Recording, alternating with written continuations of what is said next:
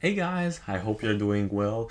And just before to start the video, I want to take a little moment to thank all of you guys because we've recently reached the 100 subscribers on this channel. And to me, it's kind of a huge gap because first, as you might know, I've started this channel just because I do absolutely love talking about financial stuff and different financial strategies, and I wanted to use this channel to discuss and exchange with you guys about all this stuff and all some different personal finance stuff, and also because I wanted to break the stereotype that investing in finance is hard and extremely complex to understand.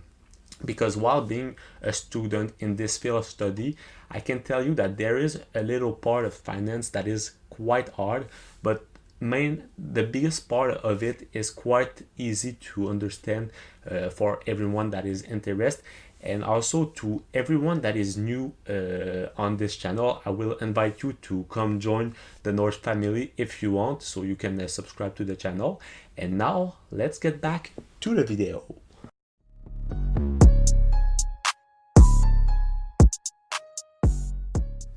In today's video, guys, I will give you a little gift of mine. So let's say that this gift is going to be for the 100 subscribers, and I will give it to you at the end of the video. So just be sure to stay tuned until the end of the video, and I will also put it in the comment section. So it's going to be basically a little graph that you can use to track your investment. And I will also show you how do I personally proceed to my stock analysis. So in this video, I will give you my personal point of view. So it's all going to be about my advices. So just always be careful, because if you do, for example, your stock analysis, and when you pick your stock, you always need to keep in mind your risk tolerance and also your different time lapse. So it's going to be very important that you take this in mind and that you do your own researches about your stock. So I will give you my personal point of view, obviously. And if this video is mostly for the new and for the beginner investors. However, if you are an advanced investor and that you will learn some new stuff about this video, I invite you to just go right in the comment section and tell me what new did you learn about the stock analysis. But I'm pretty sure that I will make you learn some new stuff, because I'm not gonna go too much in detail, but I will give you a good base to start your investment, to start investing and start doing your researches and how to basically analyze your stock in detail. So now let's jump right into the stock analysis. So first of all, when you analyze a stock, always try to keep in mind what is your objectives. So what is your goal? Is it to shoot for the long term, or is it more to go and aim for the short term and try to do some, for example, day trading, and try to do some big profit in a short amount of time? Obviously, I do prefer long term, but both can be interesting depending on two main parameters that I will explain to you. Basically, the first one, which is really important to know, is your time lapse. For example, if you're close from retirement, it's going to be different from another person that is at 18 years old, and this also impact the fact that your risk tolerance might be different.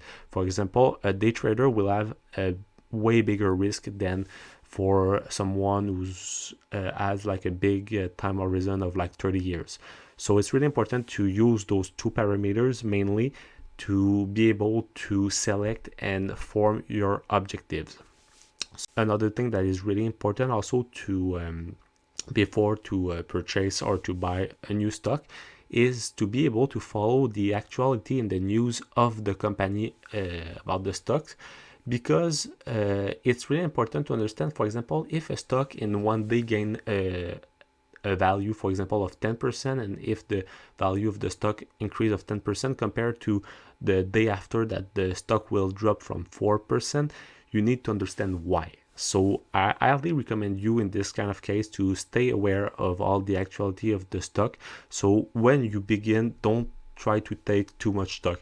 I would probably recommend you to go below 15 stocks. So you pick 15 stock maximum, and it can be even 10 stocks, and you go with them, and so it's gonna be easier to track them all, and to track them and to follow the actuality and the news of it.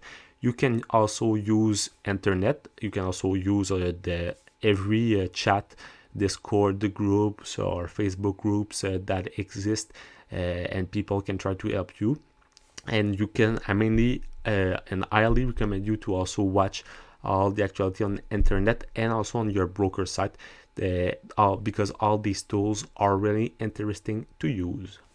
In this stock analysis, we will be looking at Apple stock, and we will analyze it together. So first of all, when I analyze my stock, I always look at the name of it. So first Apple with the code, so AAPL. You can see that over here it's only available on the American stock market, on the Nasdaq, at in US dollars. But personally, I am Canadian, so if I have the possibility to buy stock on the Canadian market or on the American market, I will always prioritize the Canadian market for taxes issues. For example, if I buy in my TFSA, if I buy only Canadian stocks, well, I will never have to pay any taxes in this account. So this is the TFSA is a Canadian account, and I might do a video on it in the future. But in this case, I will need to buy it on the Nasdaq, which is the American stock market. So the price is at the current situation of 139.07, and in the previous day, so Friday, it increased of 1.61%. So this closed at so Friday at 4 p.m. Eastern. And in this kind of case, when I start to analyze my stock, I will always look at the graphics. So right now we can see that the price is really at its highest point since the creation of Apple, and so we see that the price is really high. And what is important to do with the graphics is basically to understand the situation of the stock, because you need to understand, for example, why does the stock is at its current value currently, because we can see that when the pandemic hit, it was around 660, so it was not really expensive that much, and it climbs almost at 140, so it's quite high right now, and you need to understand why, and that's what we're going to see in this video. But first, this is the first thing that I'm always looking at, is to understand the current situation of the stock. After you got the previous close, so the close from basically from Thursday night, and after you see that on Friday it opened at 136.28. So it sometimes will not open at the same previous close, but higher or lower. So it always depends. Another thing that is really important is the bid and the ask. So the bid basically is the price that is proposed by all the buyers that are interested to buy the new stocks, and the ask will be the price asked by the seller from the stocks. So when you subtract the bid with the ask, it's giving you your spread, and the spread is basically the liquidity of your stock. So the liquidity means that if the stock is really liquid, it's going to be easier to sell it. And in this case, you can see that there is 900 people that are interested to, for example, buy it, and 1,400 that is interested to sell it. And the price is really close. So the liquidity is only from 2 cents. So it's really liquid. So it's easy to sell it and to buy it. This is important to understand. So the day range, so it's only during Friday, this was the fluctuation of the stock. So its lowest point was at 135 and its highest point at 139. So if its 52-week range was around 53, so the lowest price that it was at 53 during the past year, and its highest, we are really close from it. It's at 139.85. The volume and average volume is basically the number of shares that are available on the market. The market cap, as we saw in the previous videos, it's the value of the company. So it's huge and astronomical. In this case, it's from $2.34 trillion, which is 2034 billions. And the beta, basically, it represents the risk, the systematic risk from the stock. So usually a beta that is lower than 1 it means that it's let's say less risky than the market, because the market is basically a beta of 1. So in this case, you see that it's pretty close from the market, and it means that if it's 1, for example, the beta, it will mean that basically if the stock market climbs up, for example, 5%, well, this stock will always follow it. So if it's up, the stock will be up, and if it goes down, well, the stock will goes down. The PE ratio and the EPS, we will come back because I want to do a little explanation about this one. We will come back after it.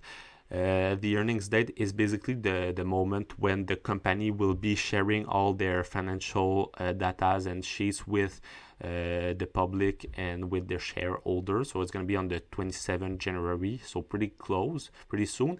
And what is important to understand is at this date, usually the stock tends to, depending on if the numbers are positive or not, if the financial numbers are positive or not, the stock value will climb or will decrease. So this is important to understand. Forward dividend yield, and the yield is around 0.59%, and the last dividend date that was where basically the dividend was given to the shareholders was on the November 6, 2020. And the 1 year target estimation is the value given by, in this case, it's Yahoo Finance Analyst of the stock. So basically they said that it's around 134. So now if we take a look at our two indicators, which are the PE ratio and the EPS.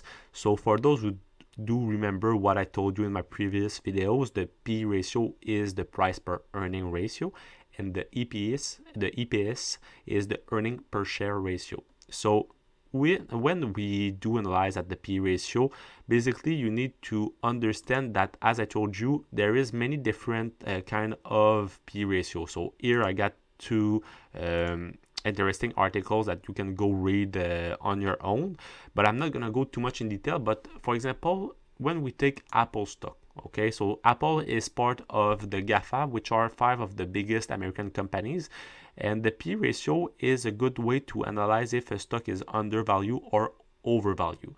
And I told you in my previous video that a stock with a P ratio below 17 would be considered as cheap, but if you got a P ratio over 19, it could be considered as an expensive stock. And if we use Apple and we compare it, for example, to Tesla, which is another big company, another big American company, which is not in the GAFA, but you can compare it with it, you can see that the P ratio of Tesla is very, very high right now. So the stock is really overvalued by many people. So obviously there is not only that to take in consideration, but this could be considered in the sector P ratio. And you also have the relative P ratio, which is the P ratio basically from your companies, but during different periods. For example, if you take 1 year ago, what was its P ratio compared to now? This is a great way to value it. And the P ratio is basically equal to the price of the stock, which is around 139 at the moment. And you divide it by the earning per share, which is around 3.28 right now. So you divide it by it, you get your P ratio of 42. And if you want to know what is your EPS, which is your earning per share, basically it is your net revenue, so your net income of the company, that you divide by the numbers of share in total. So it's giving you your profit that you have per share. So it's on the 12 month, because the TTM is the trail. So it's the trail per 12 months. So it's on 12 months. So 1 year, it's of 3.28. And if you want, for example, to predict the future value, you can basically use the PE ratio and you multiply it by the EPS. And I have a good example to show with you guys about that. So over here, we got the Facebook PE ratio. So we got some Facebook analysis, as you can see. And we see that this is for a period of 6 years. We got the EPS estimate with the PE ratio that is also estimated, because you have no, there's no way that you can, for example, predict at 100% sure that the price of, for example, Facebook will be at 300 in 1 year. But this is some estimation that has been made by many analysts, as we can see. And we see that, for example, as we saw, when you multiply the EPS with the PE ratio, you can usually find what is the price. So you see that over here, we can also predict the growth of the stock. And that's really interesting. Those are both really interesting indicators to use to see if, for example, your stock is undervalued or overvalued, and try to predict the value, the future value of your stock. And to end this little stock analysis, I wanted to share with you the last step that you need to do, and that I will present you before to show you my little surprise. I wanted to show you how to do your financials analysis, because it's important to do that to understand what is the health of the company and the situation and the current situation of it. So right now we will start with the income statement, but you need to look at all three main financial statement and the financial analysis. So with the income statement, basically it shows you the revenue with the expenses, so the net revenue with the expenses. And you always need to aim for companies that has some growing revenue. So in this case, you see that the total for the past 12 months has been growing, and since the 3 last years. So we understand that the company is doing well and that the company is growing at a good rate. So that's really important to understand. For the expenses, for example, for the operating expenses, which are the expenses for the operations of the company, you see that they increase. And this is totally normal, because with the pandemic, most companies, and I would say like almost every company, their expenses has really increased a lot. However, we also see that for every company, like for example, for the GAFA and for Tesla, which are the big American companies, as I told you, they did perform very well during the pandemic. For example, if we take the example of Apple, well, many people were using all their computers and their electronic stuff, so Facebook and Amazon during the pandemic. So the stock value climbed up really fast. So they also did a lot of income. So their income also increased. If we take a look at it, they increased compared to 2019. So that's really good. And the rest is pretty much just some tax stuff. And it's not too much interesting. But you need to understand that the income statement is mostly the revenue with the expenses. And you just see how the company did perform in the past year.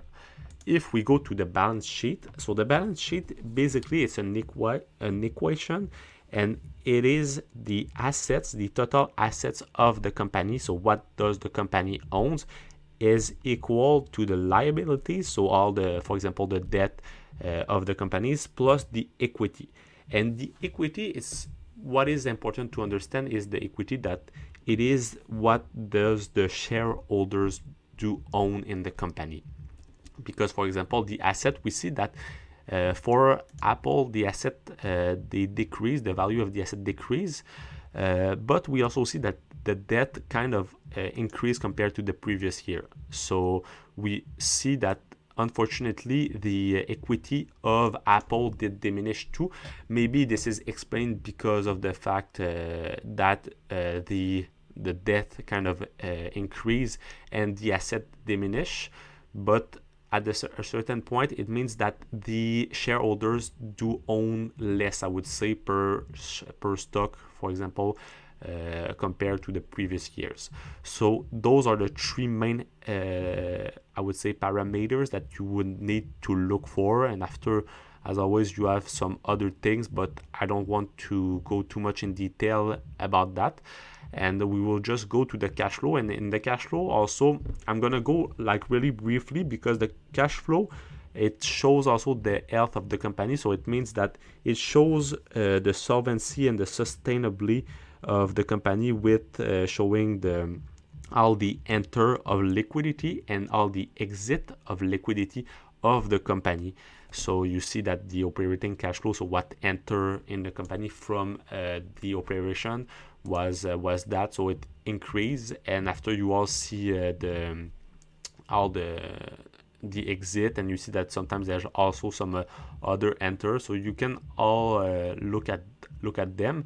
And at the end, you get the free cash flow. So you always need to aim for free cash flow positive in your company. So it means that there is more enter in liquidity than exit. So it means that the company is doing well. So you see that right now it's doing quite well if we compare 2020 with 2019. And finally, I wanted to also share with you guys the analysis, because it's another part that is interesting with Yahoo Finance. You have access to, for example, some analysts that is giving you their opinion about, like, for example, 2021 and what is their prediction. So we can see that, for example, there is the estimate earnings, as we talked earlier, the revenue estimate, also the earnings, EPS, and also the growth. So you can all check this out by yourself. And now I'm gonna take a look with you at the little surprise. So how can you track your investment? So now is the time to present you my gift to you guys. So now we have this is basically a portfolio tracking, as I told you guys before. So you're gonna be able to follow all your investment and see the progression of it. And it's basically going to be available on the description of the video, and it's totally free. So you can just go on Google Spreadsheet and download it in which format that you want. And I will just pass and present it to you briefly. So first of all, we got the portfolio itself, and with the companies and the symbols.